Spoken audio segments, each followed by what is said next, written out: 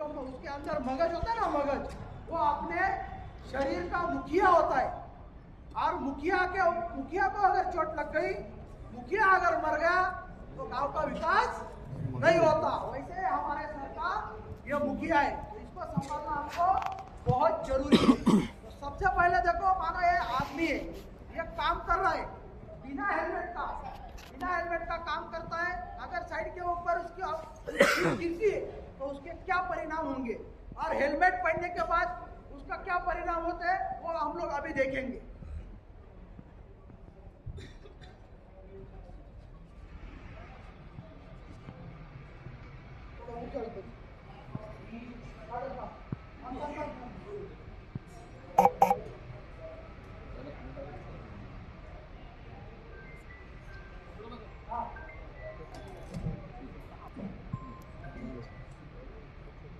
एक डेमो अभी हमारे सामने क्या हुआ, आदमी साइड के ऊपर बिना हेलमेट का काम कर रहा था। अगर बाई चांस ऐसी भी कुछ चीज गिरी, ये डायरेक्ट इसमें घुस गई, वैसे सर में डायरेक्ट घुस सकती है या सर को डैमेज कर सकती है, सर को फोड़ सकती है।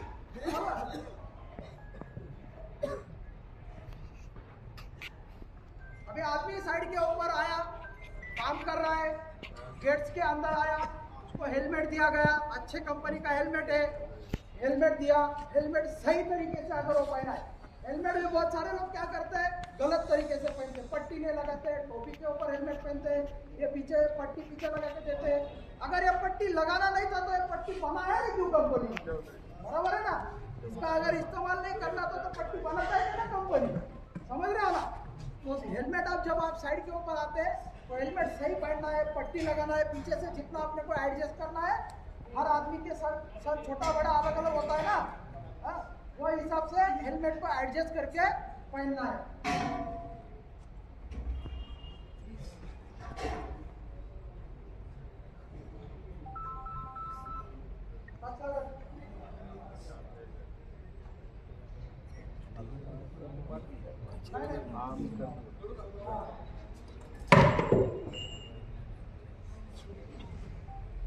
क्या हुआ, फर्क है या नहीं है?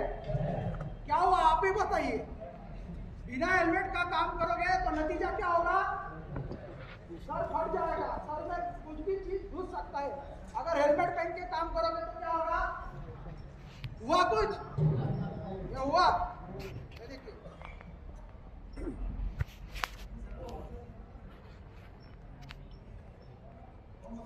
सर सलामत तो पगड़ी 50, या सर सलामत तो पगड़ी 50 है, सर सुरक्षित है, हेलमेट को कुछ हुआ। सेम देखो कितना मोटा सरिया डाला, देख लीजिए।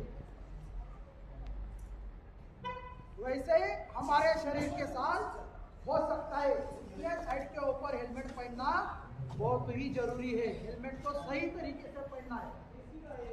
साइड पर हेलमेट गणेश सांप से बचने के लिए नहीं पहनना है। क्या गणेश सांप से बचने के लिए हेलमेट नहीं पहनना है, हेलमेट अपने परिवार से दोबारा मिलने के लिए पहनना है। सही है गलत है? गणेश सांप का तो काम ही वही है, गणेश सांप को तनख्वाही उसका मिलता है। हेलमेट, जैकेट, जूता, सेफ्टी बेल्ट, साफ सफाई करने, वो देखने का ही गणेश सांप को तनख्वाह मिलता है।